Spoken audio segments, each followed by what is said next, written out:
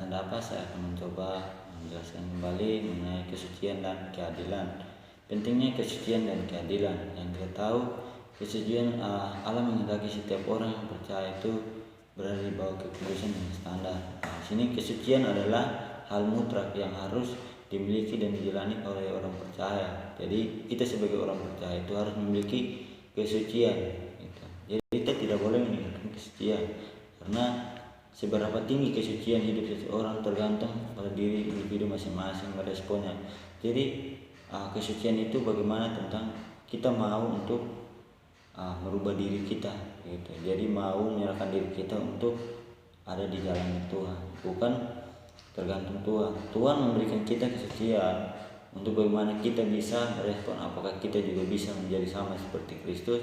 Nah, ini juga yang menjadi perhatian kita sebagai salah seorang bertuhan. Kita harus hidup dalam kesucian sama seperti Tuhan sendiri. Nah, Tuhan memberi karunia dan anugerah kepada semua umat pilihan, dalam terdapat fasilitas. Jadi Tuhan memfasilitasi kita itu berupa pengorbanannya, itu penebusan lewat Ia boleh mati di atas kayu salib untuk menebus salah kita. Oleh karena itu kita jangan boleh berbangga hati bahwa ketika Tuhan sudah menebus kita terlepas dari dosa. Sebaiknya kita harus lebih merendahkan diri dan mengaku setiap salah dan dosa, dan menyerahkan hidup kita untuk dipakai oleh Tuhan sendiri. Nah, di sini ada dua jenis pengudusan atau penyucian. Ada dua jenis. Yang pertama aktif dan yang pasif. Nah, pengudusan aktif artinya merespon manusia terhadap anugerah keselamatan dalam Tuhan Yesus Kristus untuk melepaskan karakter dosa dalam diri sehingga atau agar tidak berbuat dosa. Jadi di sini yang aktif itu Tuhan mengingatkan kita untuk bagaimana kita aktif, bagaimana kita mau menyerahkan sepenuhnya hidup kita agar kita tidak jatuh ke dalam dosa yang sama, tetapi kita mau bangkit untuk merubah kepribadian kita lagi. Nah, kembali kita mau untuk menjadi lebih baik, walaupun tentunya kita dalam kehidupan memiliki banyak dosa, tetapi ketika kita datang kepada Tuhan, tentunya Tuhan mau untuk mengampuni salah. Bukan berarti dosa kita hilang, tetapi Tuhan memberikan pengampunan untuk kita untuk bisa kembali ke jalannya. Jadi pengudusan oleh darah Yesus berarti sampai hanya status orang percaya berubah, sebab pengudusan harus berlanjut pada proses di mana orang percaya yang dikuduskan haruslah benar-benar menjadi kudus.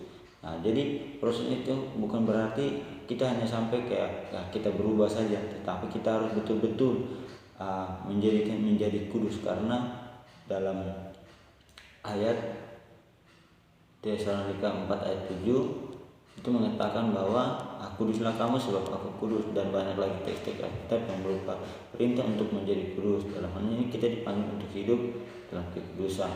Jadi kita harus tetap hidup kudus karena Tuhan sendiri terlebih kudus, karena kita harus menguduskan diri sebagaimana Tuhan telah menguduskan kita. Nah, dalam teks ini orang percaya dipanggil untuk keluar dari kehidupan yang tidak sesuai kehendak Allah sejak dunia dalam pergaulan bumi.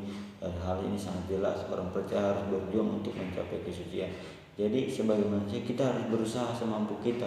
Sisanya kita tetap berdoa dan selalu berbumi untuk selalu mendekatkan diri kepada Tuhan, sehingga kesucian dan kekudusan yang Tuhan berikan itu tidak hanya sia-sia, tetapi kita bisa menjadi kita sebagai pedoman agar kita bisa menjadi serupa dengan Kristus. Mungkin ini saja sekian dari saya yang bisa saya jelaskan. Kiranya penjelasan saya ini dapat menambah wawasan untuk kita semua. Sekian dari saya, terima kasih. Shalom.